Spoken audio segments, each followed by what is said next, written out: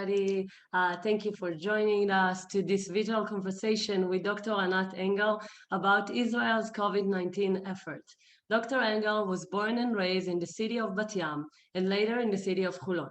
She is a graduate of Faculty of Medicine of Tel Aviv University and holds a MA in Health System Management from Ben-Gurion University of the Negev. Dr. Engel started her career at the Israel Defense Force, and in her most recent position in the IDF, she served as Deputy Commander of the Home Front Command's Medical Department. In her previous roles, Dr. Engel served as Deputy Director of Asaf HaRofeh Medical Center and as an assistant to the Director General of Ministry of Health, Roni Gamzo. In 2010, she volunteered as part of the IDF medical delegation to Haiti, which was defined as a disaster-stricken area after the earthquake. In April 2018, she started her work as a Director General of the Wolfson Medical Center in Holon. Dr. Engel serves as a lecturer in the Faculty of Medicine at Tel Aviv University, at the School of Public Health, and supervises medical students at the School of Medicine. If you have any question for Dr. Engel, please send it in the chat and we will address it at the end. Thank you, Anat, for being here with us today. Thank you, Adi, for inviting me. It gives me a great pleasure to have this discussion with you about how Israel is dealing with the COVID-19. In the next hour, I will give a short intro about Wolfson Medical Center, its place in the COVID-19 response, the current status in Israel, and then we will have time for discussion. As Adi introduced me, I have 30 years of experience in the health system, both in the Israeli Defense Force and in the public health system in Israel. I participated in the humanitarian delegation to Haiti in 2010 when the earthquake destroyed Port-au-Prince, and I took part in many military operations in Israel. I'm telling you all of this because even though I believe that my experience prepared me to this historical once-in-a-lifetime pandemic event, I'm still learning every day something new. And I'm going to share with you also the things that we learned this whole year of the pandemic.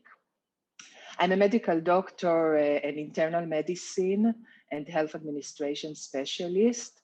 And as Adi introduced me, I also have a master's degree in health administration, and I'm a senior lecturer in the Faculty of Medicine at Tel Aviv University. So the last 3 years, I'm the Director General of Wolfson Medical Center. And before I start with the corona, I'll introduce you to Wolfson Medical Center.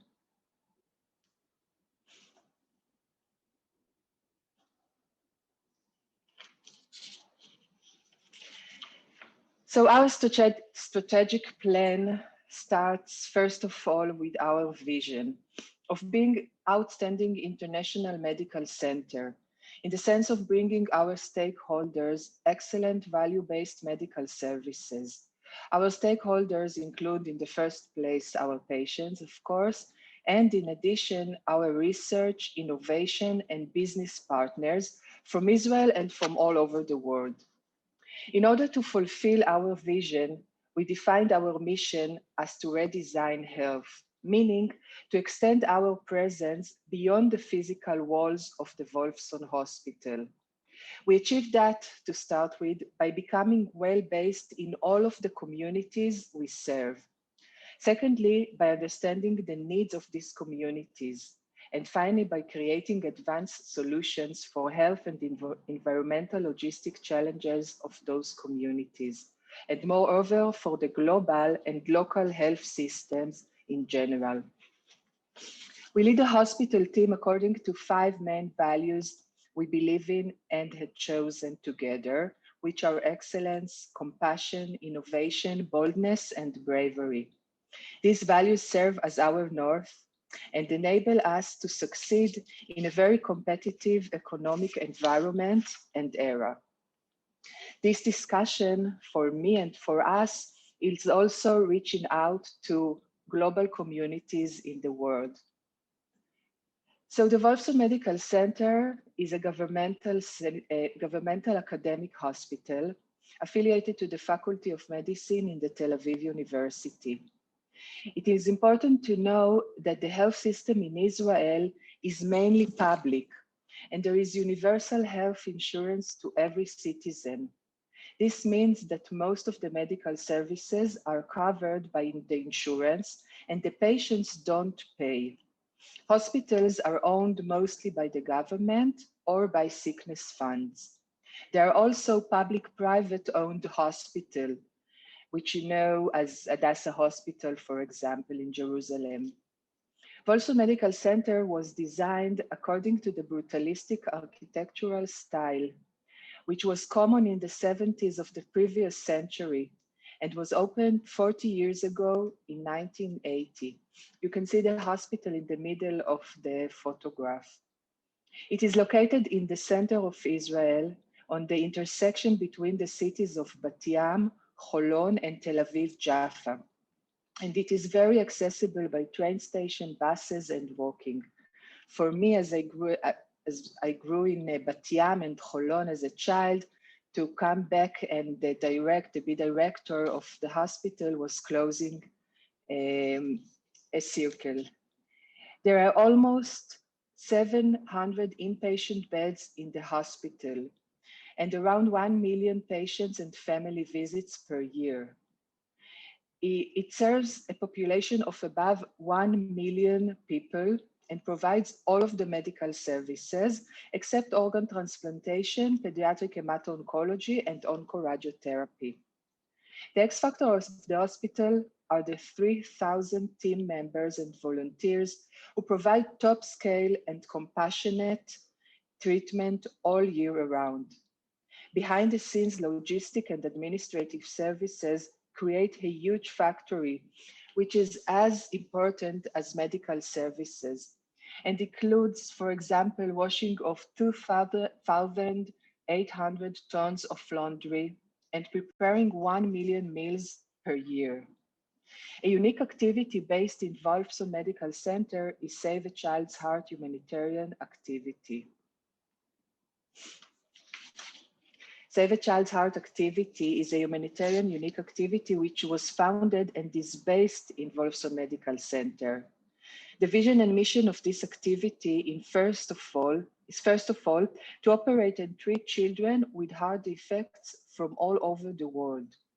In addition, we train local medical staff so they can build sustainable pediatric cardiac surgery departments in their countries of origin. And finally, we send delegations to these countries to work together with the local teams. During 25 years of activity, we have already operated and saved the life of 5,500 children from above 65 countries around the world. Half of this number are children who came from the Palestinian Authority, both the West Bank and Gaza. The follow-up and examination are taking place here in the cardiac clinic every Tuesday. This activity won international recognition in 2018 by winning the United Nations Population Award. In the next few weeks, we are going to open the new International Pediatric Hospital here in Wolfson Medical Center. You can see it in the picture down the slide. This hospital will be the most advanced in the Middle East with state-of-the-art equipment and 3 operating rooms, which one of them is hybrid cardiac catheterization room.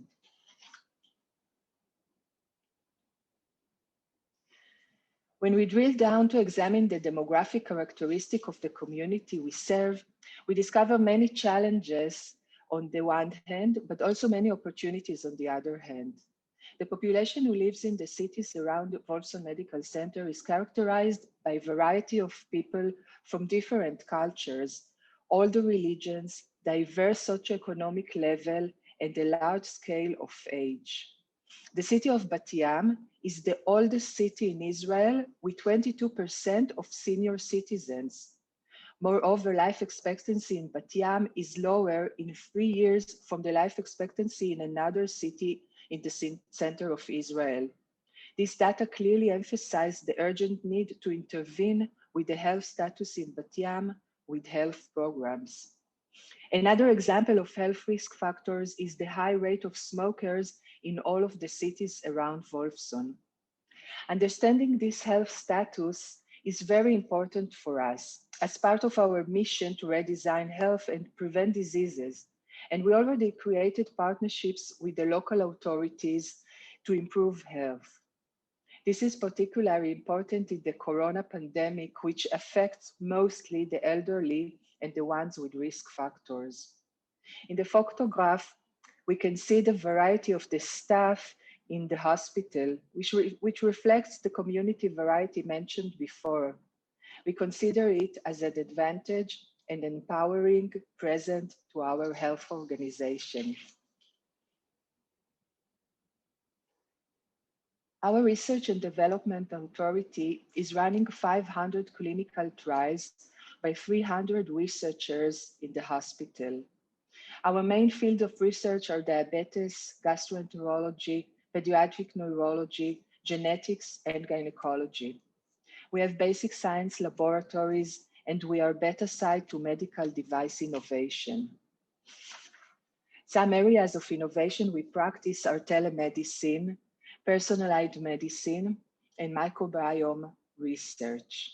In the corona era, we also have many researches going on, and I will elaborate about them in the next slides. The current situation in Israel is with a lot of uncertainty. As you can see, we are experiencing here a third wave, which led the government to declare a third lockdown in order to contain and reverse the rise in newly diagnosed patients with COVID-19. It is still unclear if the lockdown achieved its goals to lower the number of newly diagnosed patients. The two lockdowns before that we had caused a drop in the number of the newly diagnosed patients almost immediately. But this wave, we don't see this result, and we are very worried about that. We still see new severe cases, and the number of deaths still the same. And that is the reason why it was extended for another week until the end of this weekend. And we are talking about extending it to next week. An interesting observation is that the transmission rate has dropped below 1. It's almost 1, suggesting that the pandemic is slowing its spread. But this week, we suddenly see again a rise in the transmission rate. And again, we are very worried about this observation. When you have a rate of transmission of 1, it means that every person transmitted to another person. And the disease, the pandemic, is staying the same, is not growing up, but is not also starting to go down. And that's why we want the rate of transmission to go below 0.8.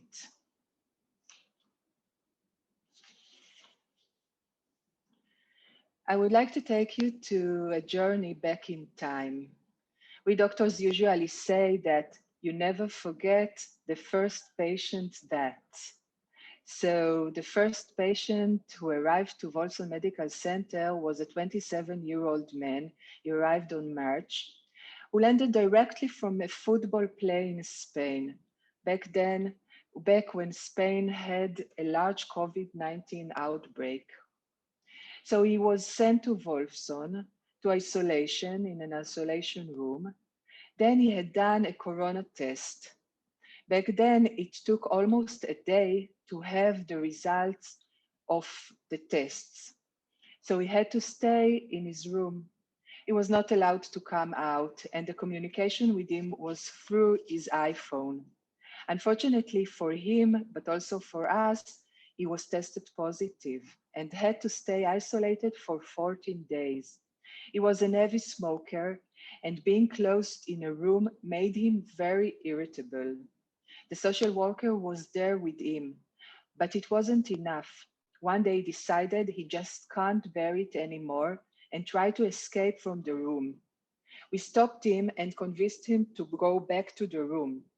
But this story of the first patient is an example for the early challenges we had at the very beginning of the pandemic, the corona pandemic. There were also the elderly couple who were admitted together after returning from a tour to Egypt. While the husband had a mild disease, his wife had dyspnea that was a little bit lighter than what was demonstrated on her X-ray. At that time, we just started to receive world data about the lack of correlation between the lung X-ray and the ventilatory collapse of the patient that the patient can have abruptly. I remember myself looking at the X-ray with the intensive care unit physician while his phone rang, calling him to arrive quickly to the corona department because the patient has collapsed. The patient had to be resuscitated and ventilated, and fortunately she recovered. But I will never forget that fast deterioration, the precise moment I understood what we are dealing with when we speak about severe corona status of a patient. This was also almost a year ago. The last patient I remember, as it was yesterday, is the 45-year-old man with morbid obesity, who was the first one we put on ECMO machine, which is a kind of heart-lung pump that in COVID patients who are critically ill saves life, as we saved the life of this young man. Since these 3 patients, we treated above thousands of patients with all kinds of signs and symptoms, and we learned a lot about this disease in the year that passed. But still, as I said, the first patients are the ones that stayed in the memory. So you can see on the timeline the waves and the lockdowns and getting out of the lockdowns. And now, as you can see, on January 2020, we are in February, where we are. So these weeks are the 3rd wave weeks. We have higher average of critically ill patients. Most of them are elderly, as it was all year, but we are starting to see also younger patients and pregnant women with severe disease. So you can see on the right, the average age and number of critical patients, and you can see on January that we have the average number of critical patients that grew up comparing to the other months this year. And the age is still above 70, 65. But as I said, we are starting to see younger ages, also because we vaccinated the elderly. So the main question which is being asked is, why are the numbers not dropping as we accept them to drop after this tight lockdown that we have here? And the assumption is that because the variants of the virus had spread in Israel, the disease is transmitted faster and most probably causes a more severe disease. As we can see in the slide, the South African variant is 50% more contagious. And we now have 30 cases in Israel, known cases, including 3 random that we can't trace the first transmission.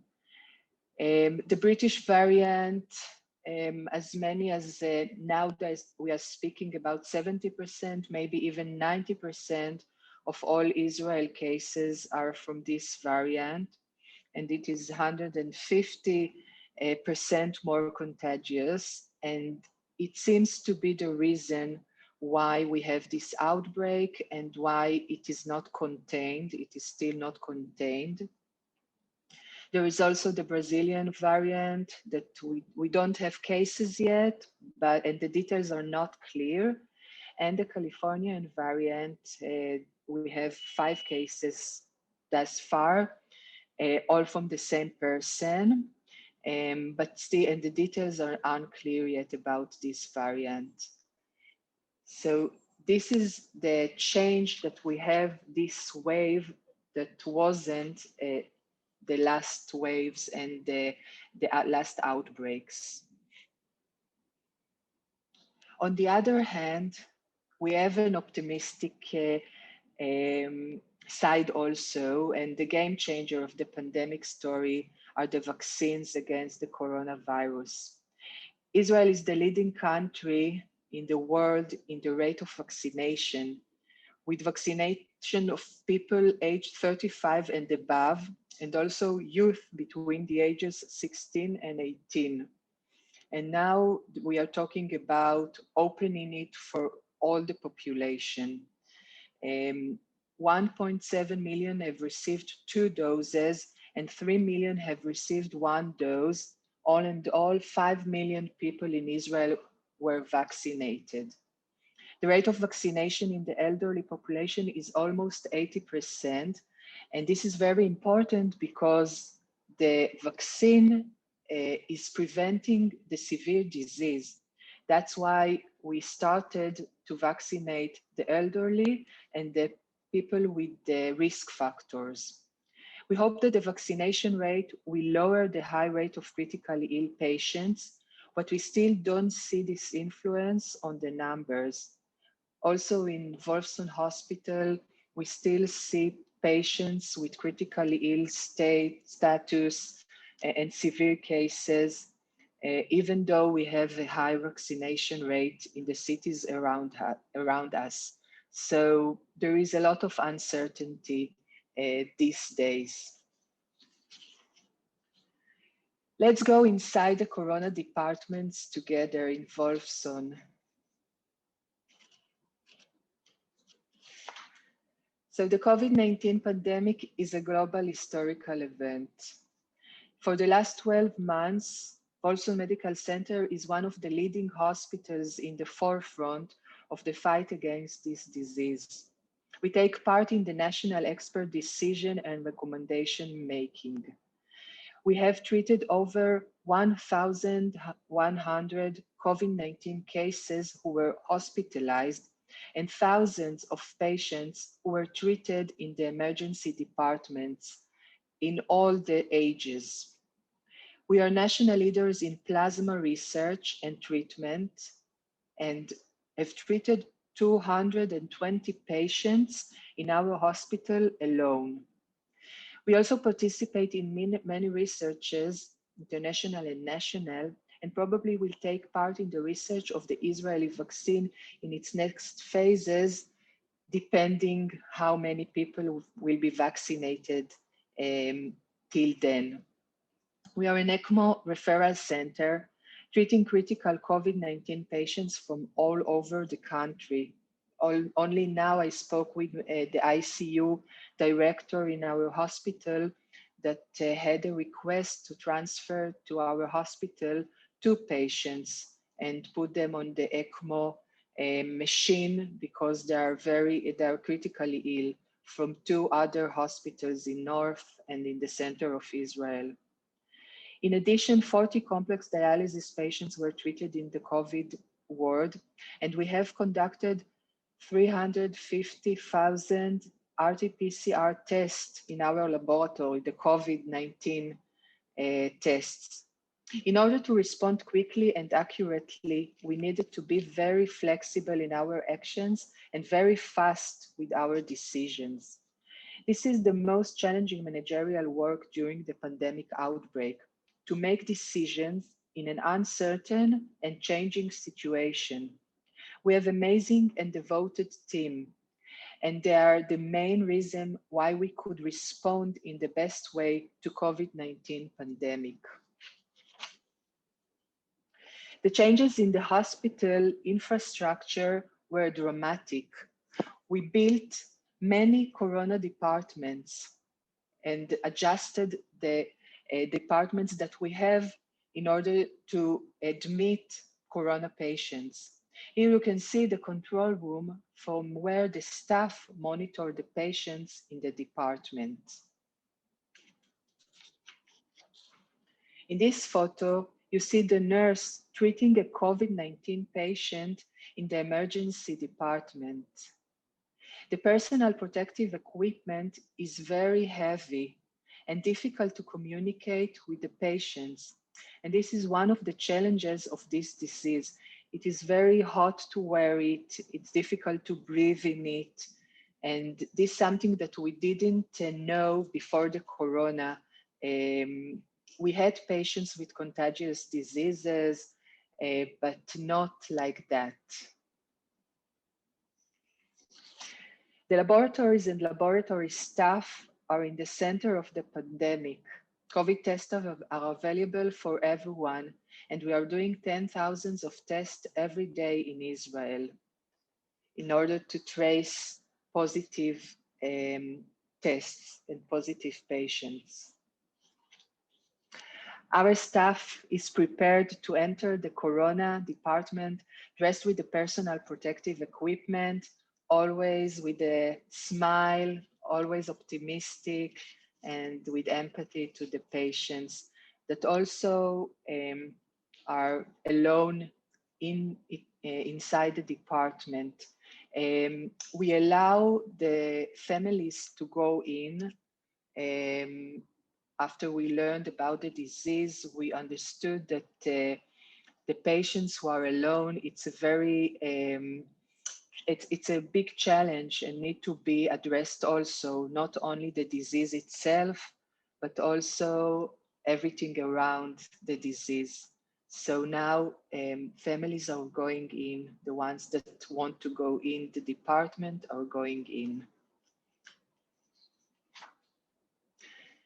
And as I spoke before about the diversity, and you saw this photo as an example of our diverse yet united team of workers from different religions and ethnic groups.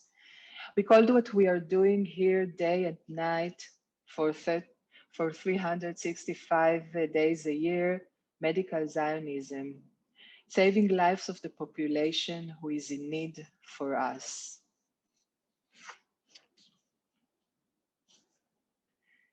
I would like to summarize Wolfson experience in several key lessons which were learned. Adaptive leadership that can be determined and make decisions in an uncertain environment, yet flexible enough to change decisions according to new data, policies, and other dynamics. This is very important in this pandemic. Sometimes in the morning, we got one direction and then we had to change it in the night. And the ones that are not adaptive, it is very difficult to proceed and treat in this situation. The second one is dealing with burnout amongst staff. The morale of the healthcare workers is complex. On one hand, they are the appreciated fighters in the disease. On the other hand, there is the corona fatigue of the public, and this affects the medical team. We are in a long war, 1 year war, and it is very, very exhausting. We acknowledge that a war which is taking place almost a year can cause burnout. And in order to prevent it, we have special psychological services to treat the team to answer all of their difficulties. The third take-home message is the importance of research and innovation. is very, very important. We treat our patients with advanced treatments, which are included in clinical trials. On some of these treatments you have heard before, the patients who are included in the trials show shorter duration of the severe disease and faster recovery. Some examples that we give here are remdesivir, opaganib is a new Israeli company drug that fights the cytokine storm that is caused by the coronavirus. As you know, the coronavirus elevates the immune system of the patient, and some of the situation is caused by this response. So we have to lower this response also. Monoclonal antibody therapy and plasma with antibodies from recovered patients, and also Kamada immunoglobulins. So we treat a lot of advanced treatments that we have. And even though there is no one treatment that cures the corona disease, we can see the influence of each treatment on each individual. We keep being involved in the national level in several committees and developed a lot of partnerships with a lot of organizations during this year. And we have always reminding ourselves our strategy to redesign health and insist of seeing the glass half full with the opportunities this pandemic brought us.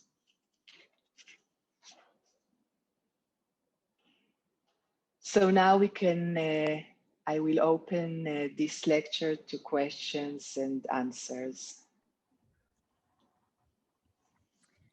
Great. Thank you so much, Dr. Engel. We have so many questions. I'm gonna try to go through chat here and just get through some of them. Some of them are very long. Let me try to go through here. What is the rate of people who had COVID and got it again in your experience? So we see this happening, but there are not a lot. I don't have the numbers, but there are not a lot in Israel. But we hear this also around the world. And the question is now, does the antibodies good enough against the variants also?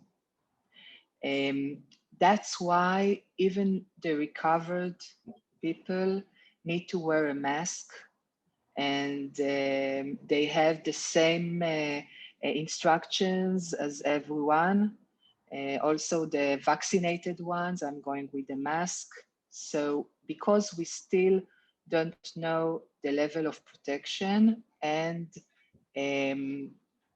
that's why we are continuing with that. How many initial vaccines and how many booster vaccines are given daily, and how many have been given to date? So we gave 5 million vaccines. 3 million are the first dose, and 2 million, almost 2 million, are the second dose. We give almost 2,000 per day. These days, we see a little bit of slowing of the people that are coming to be vaccinated. That's why we're speaking about opening it to the entire population. When we started, everybody wanted to be vaccinated, so it was something else. And in the peak, we had 2,000 vaccination per day. How long do you believe Israel will continue to quarantine visitors coming from abroad? And how long is the quarantine conditions, and how is it paid for? So we thought that the vaccinated people will not need quarantine. And again, the variants of the virus change this policy. So now it's still 9 days and 2 tests that are negative, but we hope that it will change and we will not have to be isolated after being exposed to patient that is positive or coming abroad. So many of your questions will be that we will have to wait and see, because nowadays, No, go ahead. Nowadays it is being checked. All the variants are being checked, and the vaccinations also being checked, and we still don't have the definite answers for the protection and everything. So we are continuing to be careful. I think I had seen this question before, that somebody said that they were coming in March and they had already had COVID. Would they still need to get the vaccine in order to come to Israel? Or would they be vaccinated when they got there? Or how does a situation like that work? Yeah, so the decision of allocation of the vaccines was first of all the medical staff. We started with us, because these are the fighters and we need everybody to treat the patients. And then it was according to the age, 60 years old, and then we got down. We decided that the recovered will not get the vaccine in the first allocation, but I think that when we will open it, because we are not sure about the protection of the antibodies, they are protecting. We can see that most of the recovered are not getting the disease again. But we think that it will be better to vaccinate also the recovered. So I guess it will be opened in the next allocation or the next recommendation. What is the significance of an R rate of 1.8 as opposed to a 1.7 or 1.9? Is this recovery rate? Yeah. Yes, so above 1, as I said, the disease is spreading. As it goes up, it is spreading faster, and it suggests the rate of transmission. And as I said, we want the R to be below 1, okay? And below 0.8, it means that the disease is slowing down. Great. I don't know if you can speak to this, but here in the United States, obviously we have, and I can help speak to this as well, but we have the BDS movement, the Student Justice for Palestine, et cetera, which are anti-Israel groups. And so you did mention that within your clinic, you have the Palestinian Children's Center where you vaccinate Palestinian children once a week, which is great.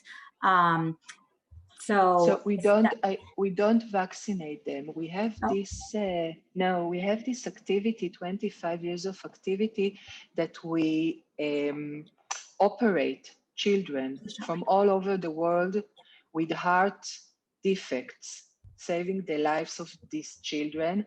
And the vision is that children from all over the world are children, and medicine can serve as a bridge above all political differences. And so we know that it is sometimes we are being asked about that, but when you will come to Israel, the one that will come, I invite you to come to this clinic. When you see this whole community sitting together, and you know that you are saving life of children, and these children, they remember They remember that we did something good to them.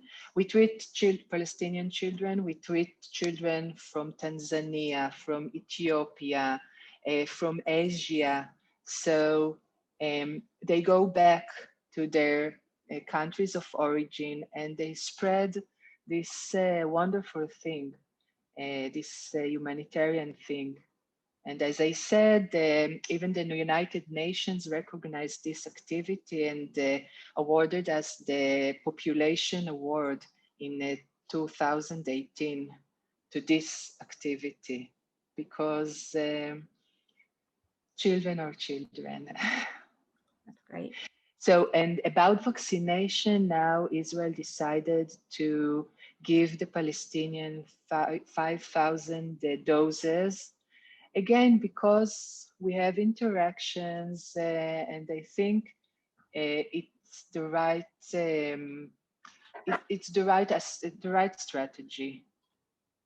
Right. This disease, we look at it as a global disease. Okay, in one country, if the disease stays, we will not be able to go back to routine lives. So, but I also want to add to note to that Palestinians do have their own authority, and they did have some a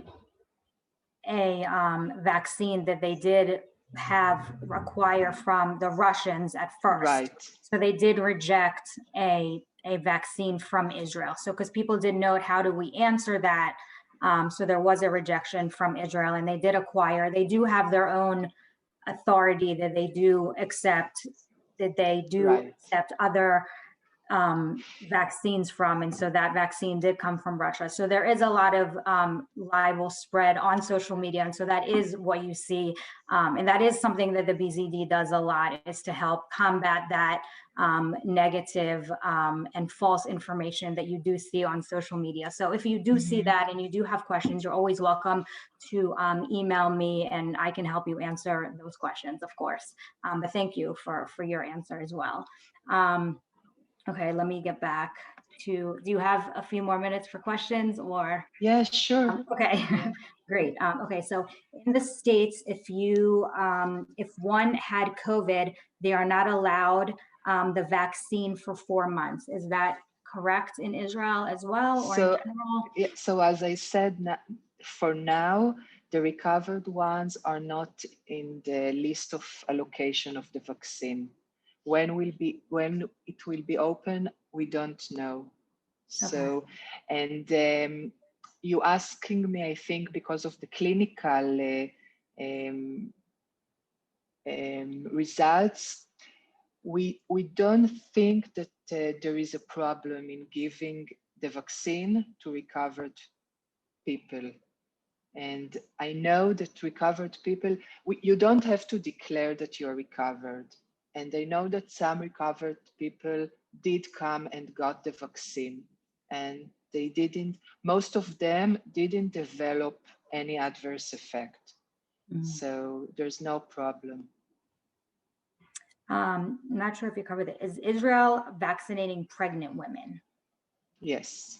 Yes, we recommended the pregnant women because, as I said, we now see that the variants are affecting also pregnant women with severe disease. We had several cases now in Israel, very critically ill pregnant women. And the problem with why it is a question, because the trial didn't do it on pregnant women. That's why we don't really know the effect, but we take the data from other vaccines. You know that for the flu, it is recommended to pregnant women to get the influenza vaccine, because also in pregnant women, they can develop a severe disease. So we think that it's the same with these vaccines. And the benefit is more than the damage. But we give the pregnant woman to decide herself. Okay, we give them this data and we say why we can't recommend, we recommend it, but it's her decision. I think this is the last question that I see here. Are there any collaborations between the Wolfson Medical Center and any other Israeli hospitals, any other hospitals in Israel? Yes, we collect the data from all the hospitals. We are governmental hospitals, so we have a network of governmental hospitals that we exchange data and we do researches together. And we work together in this pandemic, and also with geriatric hospitals. We are very we are surrounded in the cities with a lot of geriatric medical centers. So we work together with them to understand if there is an outbreak in a long-term facility, and we work very, very close with other hospitals in Israel, and we also globally. We have discussions with physicians from hospitals from other countries to understand what they see. This is one of the changes, I think, this pandemic brought us, the more easy to speak with the world and learn and mutually do mutual learning. Great. Just somebody was wondering about the ECMO machine, ECMO. Yeah, ECMO, it's extracorporeal membrane machine. It is used for heart surgery usually. It is connected to the heart and replaces its work. But here in COVID-19, this disease is a lung disease. It's pneumonia, and the cases, the severe cases that we see, the lungs are not working. So this machine is working instead of the lungs. It is a lung artificial lung. So the patient rests, the lungs of the patient rests, and then it can recover, and then we can disconnect him from this machine. So we treated the patients with ECMO before the COVID, also in the influenza pandemic, and now we treat the corona patients, the severe ones, the critically ill. I'm going to throw some quick yes or no question, or just quick yes and no, or just because people are throwing them in. Pfizer or Moderna in Israel? Now both? we have only Pfizer now, but both when it will arrive. Yes. Best types of masks or masks that are mostly used in Israel? The surgical masks. They are most recommended. Okay. Yes. Okay, I think we can just go on with questions forever. So I think I'm just gonna let you just end it here. So, but I really want to thank you for being here with us today from Israel. So I know it's getting late for you there, but thank you for your knowledge, and thank you personally, and I know from everybody here, for everything that you're doing in Israel and being on the front lines for all these months, and everything that you're doing for the hospital and for the patients, and just for everybody in the country, and being here with us today and answering everybody's questions. We really appreciate it.